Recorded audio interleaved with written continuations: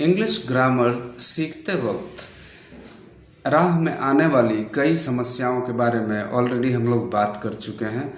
तो उनमें से ही एक समस्या के बारे में और बात करेंगे आज कि इंग्लिश लैंग्वेज में एक प्रॉब्लम तो ये कि सेंटेंस कैसे फ्रेम किया जाए,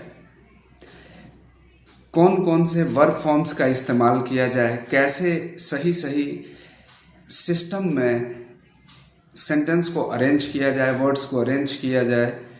लेकिन इसके अलावा एक और मुख्य रूप से जो समस्या आती है वो ये कि एक सेंटेंस सेपरेट, एक इंडिपेंडेंट सिंपल सेंटेंस मुझे बनाने आ गया।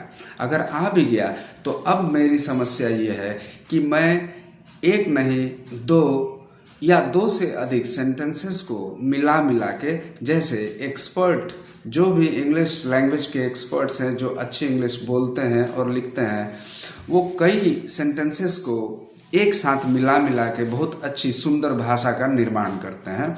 तो अब मेरी समस्या है, मेरी भी रुचि है कि मैं भी उन कई सेंटेंसेस को सिंथेसाइज कर सकूं, उनको लिंक कर सकूं और अपनी स्वतंत्रता से, अपनी मन मर्जी से जैसा चाहूं वैसा एक्सप्रेशन मैं भी दे सकूं, तो बात बने। तो बात सही है कि बिना सिंपल सेंटेंसेस को लिंक किए हुए, बिना सिंथेसाइज किए हुए अच्छे और रुचिकर सेंटेंसेस को नहीं बनाया जा सकता। लेकिन इसके लिए भाषा सुंदर तभी बनती है जब हम एक या एक से अधिक सेंटेंसेस को एक साथ जोड़ने की कला जानते हों। लेकिन इनको जोड़ें कैसे?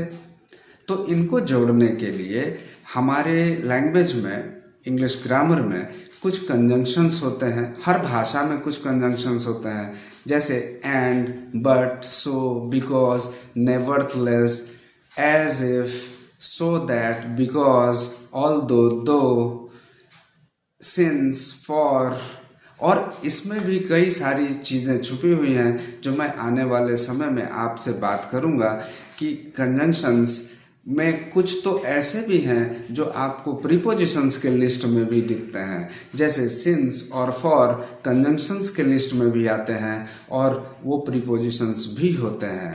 तो जब तक समस्या है, एक बात जानना जरूरी है कि जब तक कंफ्यूजन है तब तक क्लैरिटी नहीं है, और जब तक क्लैरिटी नहीं है तब तक आपको कॉन्फिडेंस, कितना भी मोटिवेट कोई कर ले, कहाँ से आएगा।